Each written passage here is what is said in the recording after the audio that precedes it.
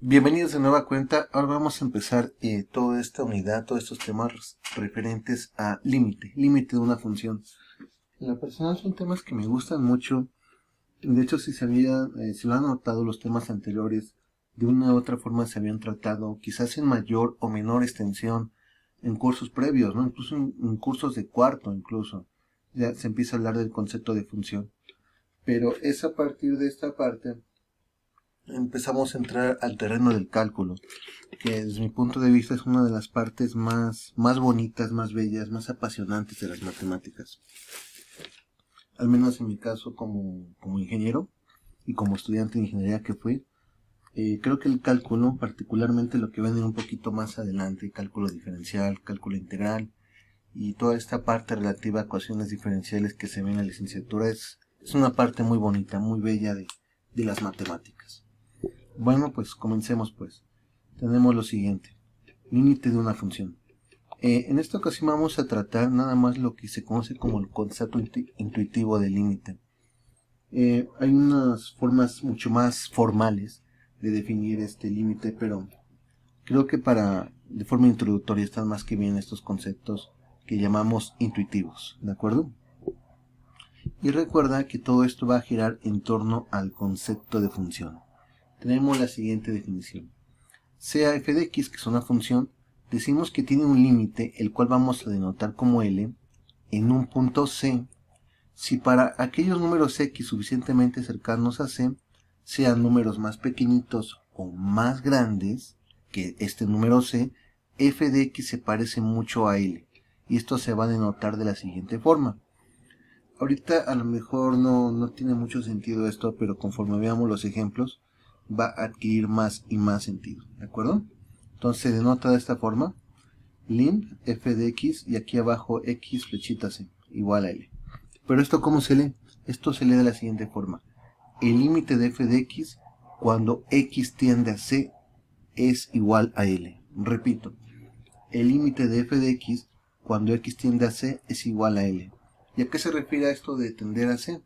Pues se refiere a que nuestra variable x se acerca mucho, pero mucho a c, tanto valores menores como valores mayores, ¿de acuerdo?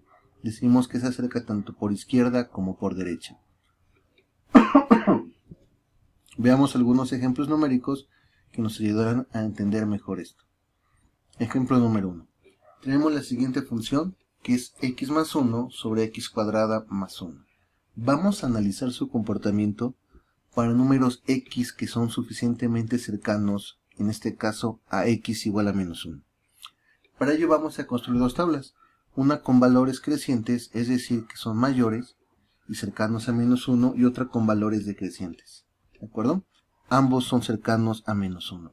Ahora, ¿con qué me refiero con cercanos?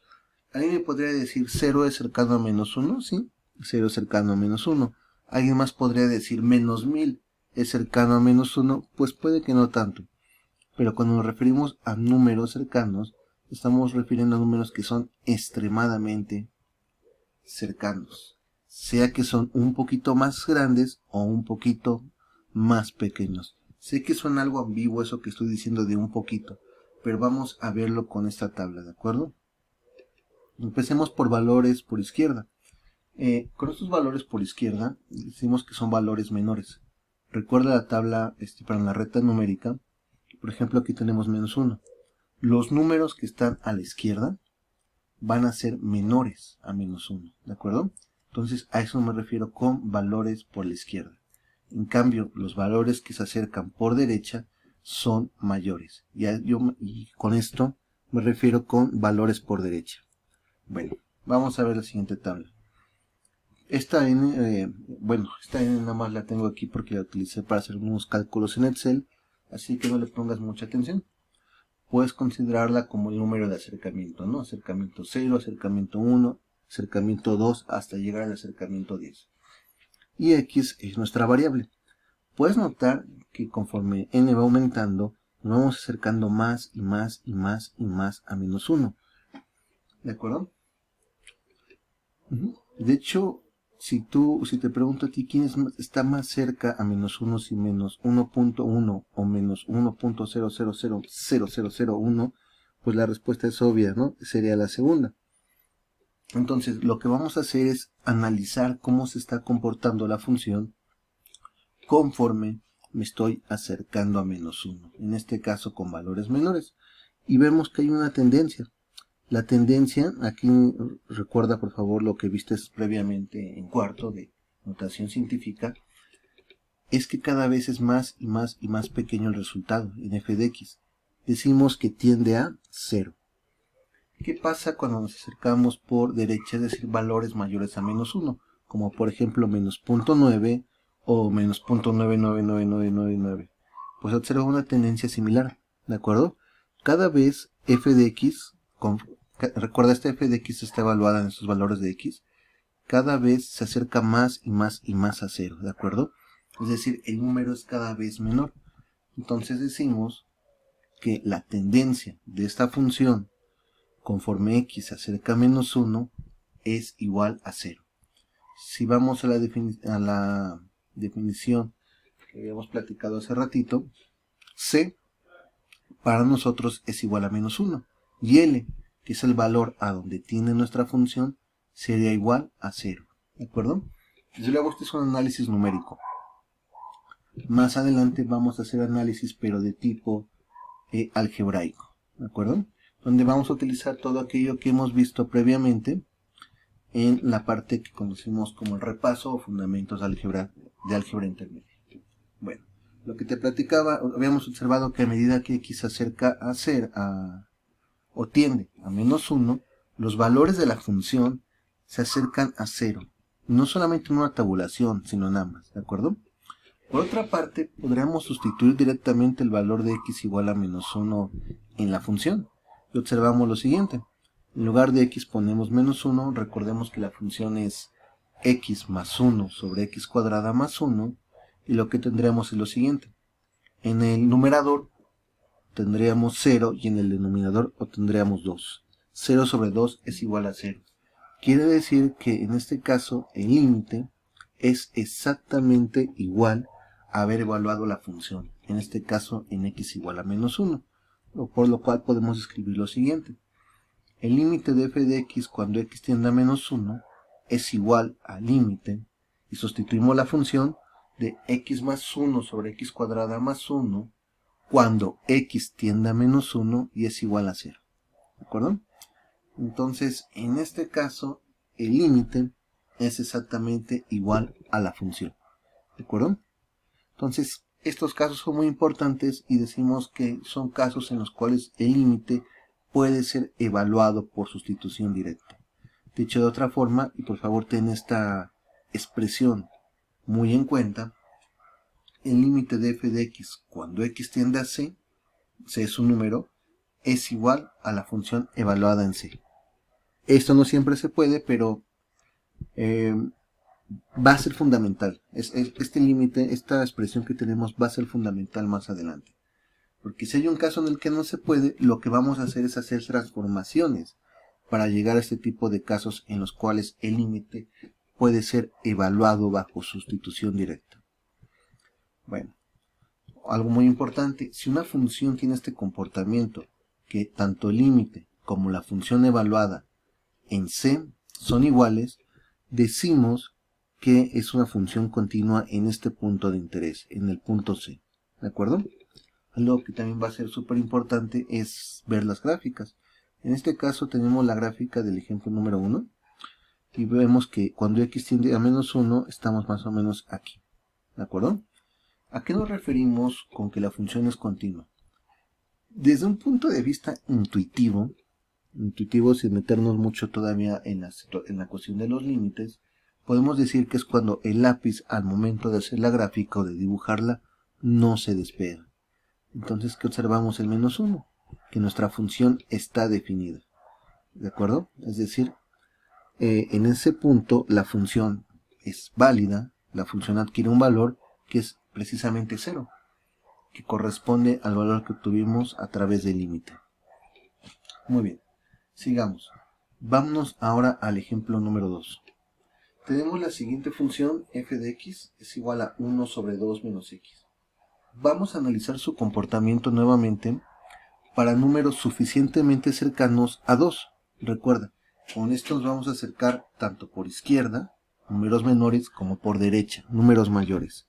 Ahora, algo que es importante, nota que 2 en esta ocasión no es parte del dominio de f de x, a diferencia del ejemplo número 1. Vamos a ver qué se observa. Empezamos por la aproximación 0, que en este caso tenemos 1, y las siguientes aproximaciones van así, 1.9, 1.99, 1.99, etcétera, etcétera. De tal forma que x tiende, es decir, se acerca cada vez más y más a 2. Pero ojo, sin llegar a ser 2. Y como x no llega a 2, no estamos incumpliendo, es decir, no estamos cayendo en la indeterminación que sí habría si x es igual a 2. Pero ¿qué pasa con la función? Vamos a ver qué pasa. Primero vale 1, después vale 10, vale 100, vale 1000, vale 1 por 10 a la 4, 1 por 10 a la 5. No sé si notas la tendencia. Cada vez crece más, más y más. Crece sin cota, es decir, sin una aparente límite, sin una aparente frontera. Cuando esto ocurre, decimos que nuestra función tiende a infinito, es decir, tiende a crecer, crecer y crecer. Ahora, ¿qué pasa con los valores por derecha? En este caso, los valores que tenemos son los siguientes. Tenemos menos 1,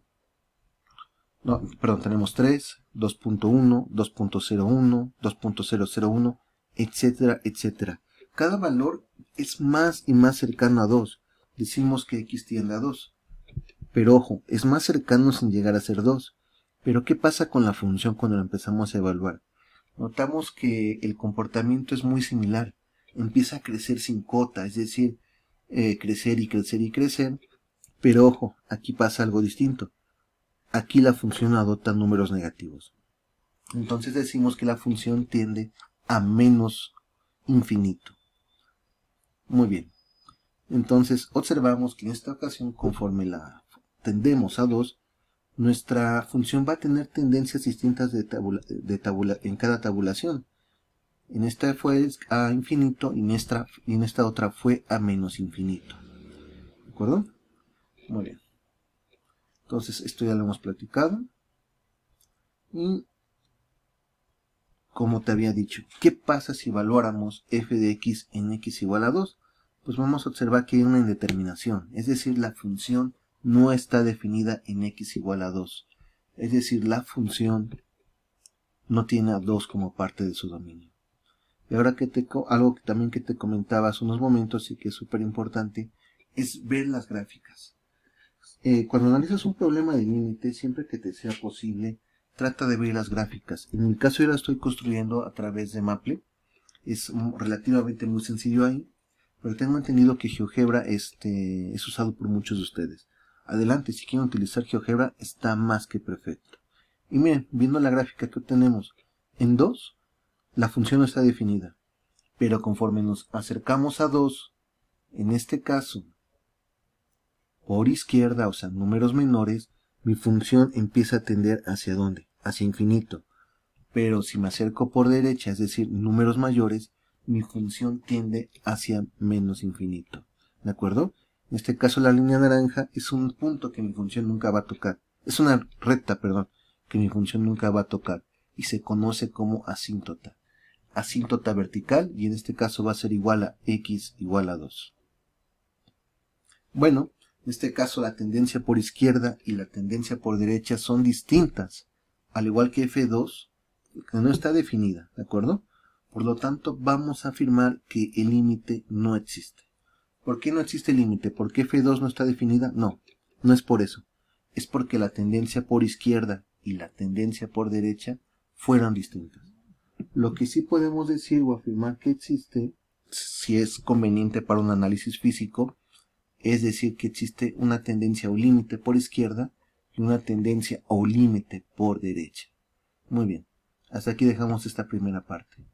Por tu amable atención, muchas, pero muchas gracias. Hasta luego.